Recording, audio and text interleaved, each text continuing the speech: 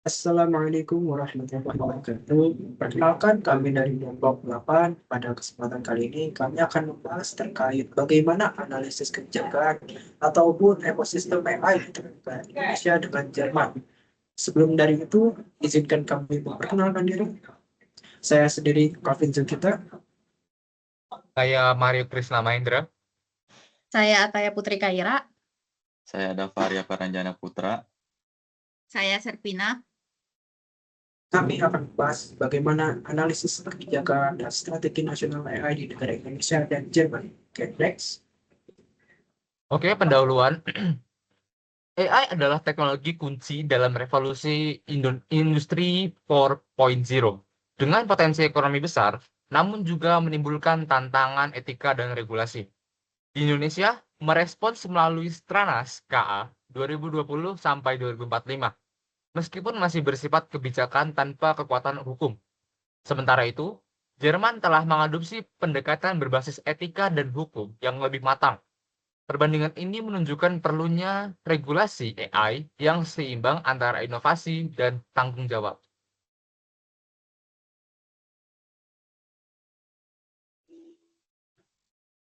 Selanjutnya ada ringkasan kebijakan AI di Indonesia dan Jerman. Yang pertama, Strategi Nasional AI di Indonesia.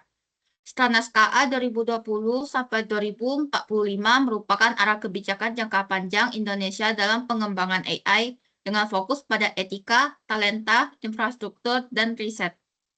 Strategi ini menargetkan penerapan AI di 5 sektor prioritas untuk mendukung visi Indonesia 2045 melalui penguatan ekosistem inovasi, integrasi teknologi lokal, dan kedaulatan data nasional.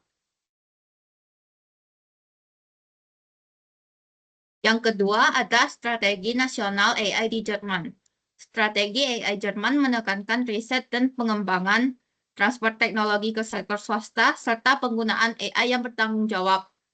Pemerintah juga fokus memperkuat keterampilan digital masyarakat untuk mendukung penerapan AI secara luas dan etis.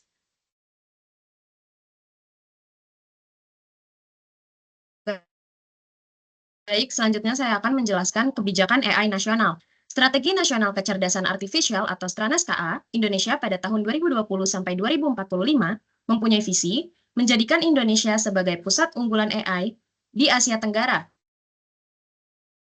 pada tahun 2045 dengan area fokus 1. Etika dan kebijakan, yaitu mengembangkan kerangka kerja etis dan regulasi untuk penggunaan AI.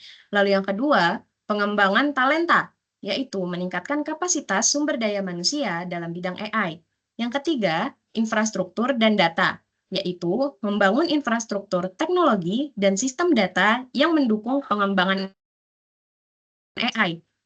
Lalu yang keempat, riset dan inovasi industri, yaitu mendorong penelitian dan inovasi dalam sektor industri berbasis AI dengan bidang prioritas, yaitu layanan kesehatan, reformasi birokrasi, pendidikan dan riset, ketahanan pangan, serta mobilitas dan kota pintar. Selanjutnya, Strategi Nasional Kecerdasan Artifisial Jerman, yang mempunyai visi menjadikan Jerman sebagai pemimpin global dalam pengembangan dan penerapan AI yang bertanggung jawab, dengan tujuan utama, yang pertama, memperkuat posisi Jerman dalam R&D AI, yaitu meningkatkan kapasitas penelitian dan pengembangan AI. Lalu yang kedua, integrasi AI dalam masyarakat, yaitu mendorong adopsi AI di berbagai sektor masyarakat. Lalu yang terakhir, pengembangan infrastruktur AI, yaitu membangun infrastruktur yang mendukung pengembangan dan penerapan AI. Dengan pendanaan, pemerintah Jerman mengalokasikan sekitar 5 miliar euro untuk mendukung strategi AI hingga tahun 2025. Selanjutnya ada kekuatan dan kelemahan di negara Indonesia. Yang pertama di bidang ketenagakerjaan, kekuatannya yang pertama bonus demografi. Banyak anak muda yang siap kerja dan bisa dilatih di bidang AI. Kedua, minat tinggi pada IT dan data science. Semakin banyak mahasiswa belajar teknologi dan komputer yang penting untuk AI. Kemudian kelemahannya, yang pertama kurangnya edukasi AI. Masyarakat umum masih belum banyak tahu apa itu AI. Kedua, lulusan belum siap kerja di AI. Yang ketiga, tenaga ahli masih minim. Selanjutnya yang kedua, bidang digitalisasi infrastruktur. Kekuatannya yang pertama, bahasa Indonesia dan daerah. Jadi kekuatan besar untuk membuat AI berbasis bahasa lokal. Yang kedua, keragaman budaya bisa jadi sumber data yang banyak dan unik untuk melatih AI. Kemudian kelemahannya, kurang data terbuka. Data yang bisa dipakai publik untuk melatih AI masih sedikit. Kemudian koordinasi data buruk. Instansi pemerintah masih jalan sendiri-sendiri soal data. Selanjutnya, di bidang kolaborasi industri kampus dan lembaga riset, kekuatannya ada insentif riset, pemerintah bantu dana untuk riset kerjasama kampus dan industri. Kemudian kelemahannya, kerjasama masih kurang, dunia pendidikan dan industri belum banyak bekerja bareng. Selanjutnya, dana riset kecil dan dari industri. Industri masih jarang diinvestasi di riset AI. Kemudian yang keempat, bidang kapasitas pelatihan, kekuatannya kampus tersebar luas. Banyak kampus di seluruh Indonesia, beberapa sudah berstandar internasional. Kemudian kelemahannya, fasilitas AI masih minim. Banyak kampus belum punya dosen AI, lab, atau kurikulum AI yang baik. Kelemahan kedua, sekolah belum kenalkan AI. AI belum masuk pelajaran sekolah ataupun kurikulum. Kemudian di bidang terakhir yaitu bidang regulasi, kekuatannya ada dasar hukum ketika AI mengacu pada Pancasila dan UUD 1945. Kedua, dukungan produk lokal, pemerintah dorong pakai produk teknologi dalam negeri.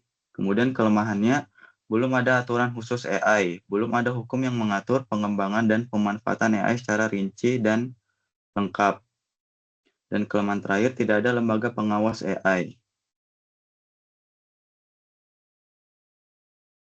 Lalu ada kekuatan dan kelemahan di Jerman. Dari kekuatan yang pertama, optimalisasi proses produksi dan jaminan kualitas. AI memungkinkan optimalisasi proses dan otomatisasi tugas-tugas rutin agar jaminan kualitas tetap terjaga. Yang kedua, diagnosis dan terapi di sektor kesehatan. AI merevolusi diagnostik dan terapi agar sistem yang didukung AI dapat mengidentifikasi kelainan dengan kecepatan dan akurasi yang jauh melebihi kemampuan manusia.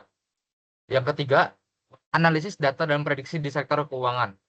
Algoritma ini mampu memprediksi tren pasar dan menilai risiko, sehingga menghasilkan investasi yang lebih aman dan menghasilkan keuntungan yang lebih tinggi. Lalu terakhir, yang keempat, pemeliharaan prediktif dan otomatisasi sistem energi.